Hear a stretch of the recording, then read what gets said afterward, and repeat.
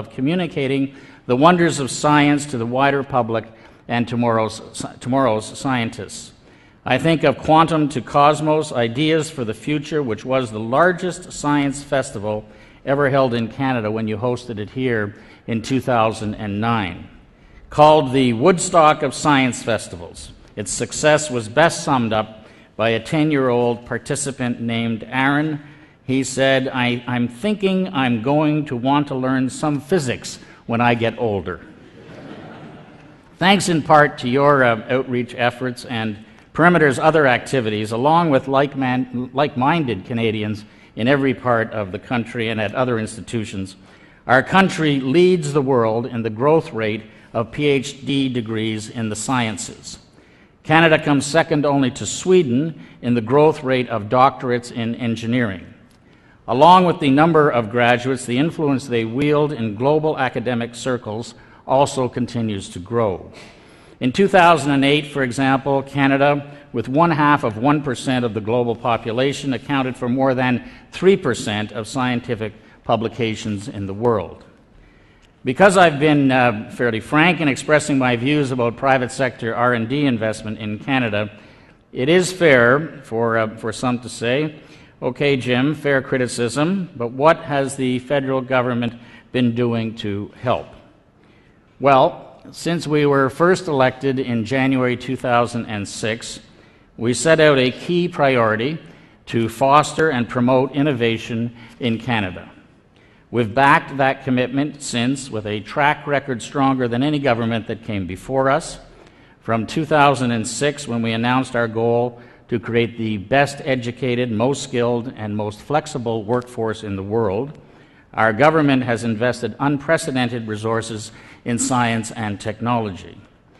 We did so and continue to do so, fully recognizing the important role these new investments will play in enhancing our productivity and economic prosperity. We have made significant investments in innovation in every budget and increased federal funding in science and technology every single year. We rank first among the G7 countries in terms of expenditures on research and development in the higher education sector as a share of the economy. In recent years, the government has emphasized the need to more closely link publicly funded research to business needs and to obtain greater economic and social value from federal funding for research. The next phase of Canada's economic action plan, spelled out in Budget 2011, I always pause when I see that because we did two of these this year, so it was in both, the one in March and the one after the election. It was in both. Budget 2011. Michael Wilson and I have great debate about this because he, as Minister of Finance, did 7 budgets, and I'm alleging to him that I've done 7 in 6 years, you see. He says to me, no, he says, you've done 6.5. So anyway, he's much bigger than I am, so I listen to him. Where were we? Budget 2011 contains a number of initiatives designed to meet those objectives. It includes a commitment to support this very institute's leading research, education, and public outreach activities. In addition, the budget this year provided substantial support for the creation of 10 new Canada Excellence Research Chairs. Our government has invested in new business-led networks of centres of excellence to help increase private sector investments in research in Canada, to support the training of skilled researchers, and to shorten the time needed to transfer ideas from the laboratory to the marketplace. And we continue to support a very important program, which is the National Research Council's Industrial Research Assistance Program, IRAP, which works closely with small and medium-sized businesses in Canada to develop, exploit, and apply technologies to create new products, services, and industrial processes. In addition, our government has created an enduring legacy from the global economic crisis, introducing the Knowledge Infrastructure Program as part of our Economic Action Plan. This has funded more than 500 maintenance, repair, and construction projects at universities and colleges across Canada. As you know, in the Economic Action Plan, which was introduced in the budget at the end of January 2009, there's very substantial spending on infrastructure on an urgent basis because of the the danger of very high unemployment that we were all facing at a time of recession. And it was the university and college sector that got the job done the most quickly, which is, to their credit, across Canada, the most effective implementation of that infrastructure program by a significant margin. By targeting economic action plan investments towards innovation, we recognized, like any forward-looking business would, the true benefits of investments in research, both for short-term advantage and long-term gain. Now, it is fair to ask that can Ottawa do more? Absolutely. Will we attempt to do just that over the next 4 years? Absolutely. The global economy depends increasingly on knowledge and innovation. We recognize, of course, that enduring global prosperity was never created by governments alone, and it never will be. At the same time, new ideas on their own, no matter how brilliant their luster, will never allow us to compete in the global knowledge economy. That is why meeting the challenge of innovation for Canada must be a shared responsibility. The world is too big and other nations are moving too quickly for each of us to work in isolation.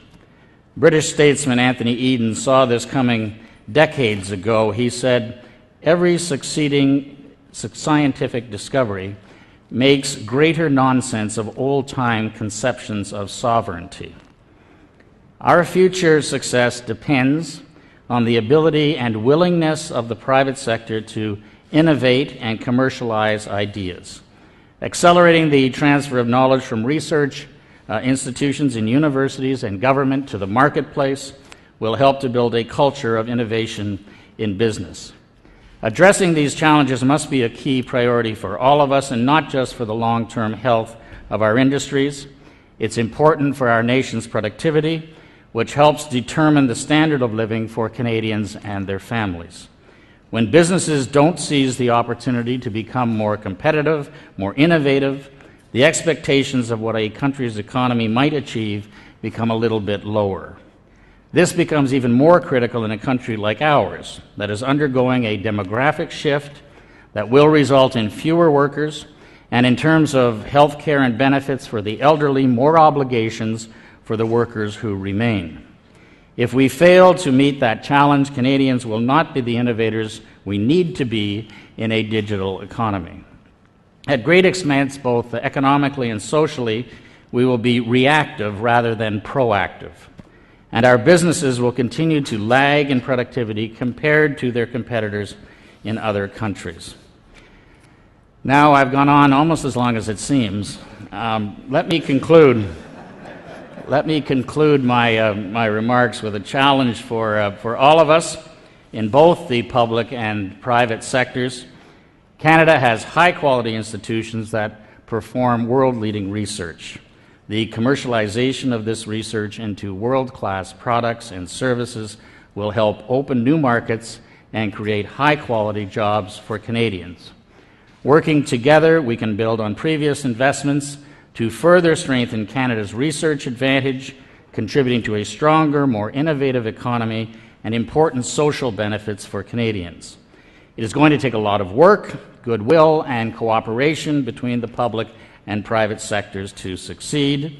So it is up to all of us, particularly the private sector, to bring the people, resources, and ideas together to produce the innovations that will drive the Canadian economy in the decades to come.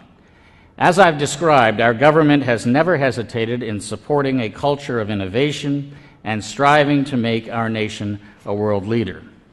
So today, I call on Canada's best and brightest, some of those in this room, along with our visionary entrepreneurs, to seize our nation's growing opportunities, make them reality, set their sights even higher, and never waver in their efforts to create and excel.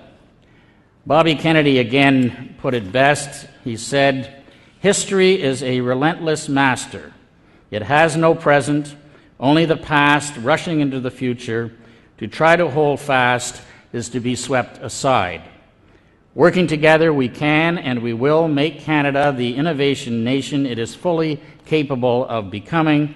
Canada will never be swept aside." Thank you. I'm looking forward to the afternoon.